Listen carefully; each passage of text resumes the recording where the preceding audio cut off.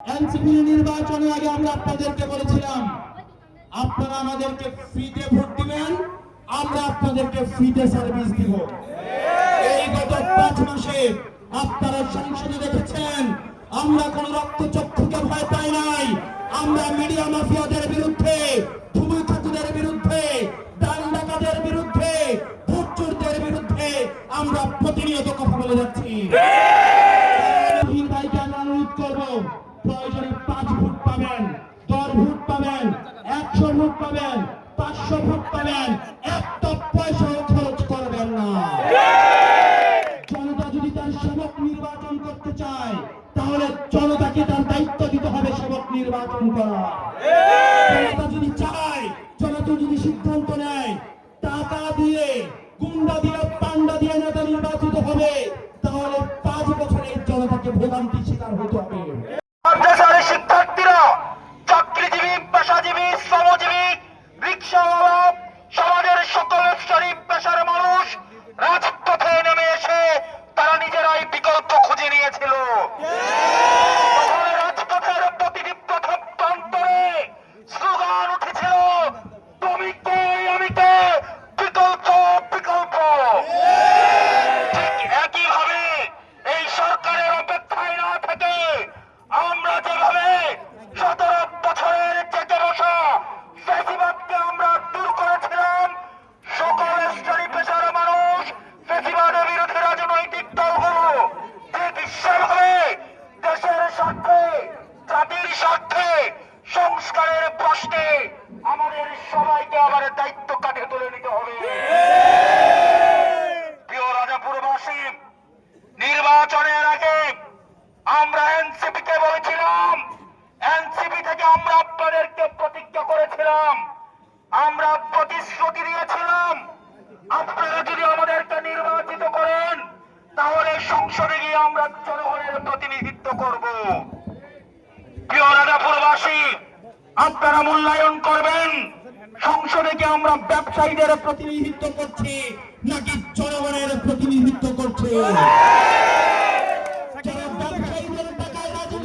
সংসদে যায় তারা জনতার কথা বলবে না, তারা ব্যবসায়ীদের কথা বলবে। যারা বালু ঠেকুদের টাকায় নির্বাচন করে সংসদে যায় তারা বালু ঠেকুদের বিরুদ্ধে কখনোই কথা বলবে না।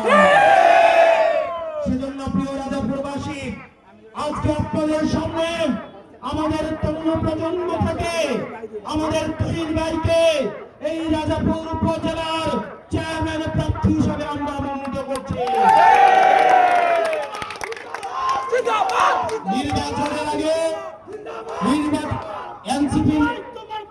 এনসিপি নির্বাচনের আগে আমরা আপনাদেরকে বলেছিলাম আপনারা আমাদেরকে ফ্রিতে ভোট দিবেন, আমরা আপনাদেরকে ফ্রিতে সার্ভিস দিব। এই গত 5 মাসে আপনারা সংসদে দেখেছেন আমরা কোন রক্তচক্ষুকে ভয় পাই নাই। আমরা মিডিয়া মাফিয়াদের বিরুদ্ধে, ধুমু ঠাকুরের বিরুদ্ধে, ডান ডাকাতের বিরুদ্ধে, ভোট চোরদের বিরুদ্ধে আমরা প্রতিনিয়ত কথা বলে যাচ্ছি। দিন শেষে আমাদের বৈধতা হচ্ছে জনতা। আমরা জনতার টাকায় নির্বাচিত, জনতা এসে আমাদের ভোট করে দিয়ে গিয়েছে, আমাদের ভোটে এসে জনতা ডোনেট করে গিয়েছে। শেষে আমাদের ঋণ জনতার কাছে। সেজন্য আমরা আপনাদের কাছে অনুগ্রহ করে আমরা বিনীতভাবে বলে যাব, মনে রাখতে হবে যেই নেতা আপনার নিজের দ্বারা নির্বাচিত, যেই সেবক আপনি নিজে নির্বাচিত করবেন, সেই সেবক আপনাকে ভয় পাবে। আর যেই সেবক সে টাকার জন্য নির্বাচিত হবে, গুন্ডা পান্ডাদের দ্বারা নির্বাচিত হবে, সে এই জনতাকে কখনো ভয় পাবে না। সেজন্য প্রিয় রাজাপুরবাসী, আমাদের প্রার্থী তুহিন ভাই ফ্যাসিবাদের সময় থেকে এখনো পর্যন্ত রক্তচক্ষুকে উপেক্ষা করে উনি লড়াই করে যাচ্ছেন। উনি যখন জনতার সেবক হতে চান, সেজন্য আপনারা, আমরা চাই আপনারা জনতার নিঃস্বার্থে ওনাকে ভোট দিবেন, তাহলে উনি আপনাদের কাছে সবসময় দায়বদ্ধ থাকবে। দায়িত্ব আপনাকে নিতে হবে। আর তুহিন ভাইকে আমরা অনুরোধ করবো, প্রয়োজনে 5 ভোট পাবেন, 10 ভোট পাবেন, 100 ভোট পাবেন, 500 ভোট পাবেন, একটা পয়সাও খরচ করবেন না। জনতা যদি তার সেবক নির্বাচন চায় তাহলে জনতাকে তার দায়িত্ব দিতে হবে সেবক নির্বাচন করা। জনতা যদি চায়, জনতা যদি সিদ্ধান্ত নেয় টাকা দিয়ে, গুন্ডা দিয়ে, পান্ডা দিয়ে নেতা নির্বাচিত হবে, তাহলে 5 বছরে জনতাকে ভোগান্তি শিকার হতে হবে। সেজন্য প্রিয় জনতা, প্রিয় তরুণ প্রজন্ম, স্কুল কলেজের যে স্কুল ড্রেস পরে যে বাচ্চারা আসছেন, পরবর্তী প্রজন্ম, পরবর্তী ভবিষ্যৎ আপনার আজকের সিদ্ধান্তের উপরে নির্ভর করে। সেজন্য প্রত্যেকটা গ্রামে গ্রামে, ইউনিয়নে ইউনিয়নে, ওয়ার্ডে ওয়ার্ডে, বাড়িতে বাড়িতে আপনাদের সচেতনতা গড়ে তুলতে হবে।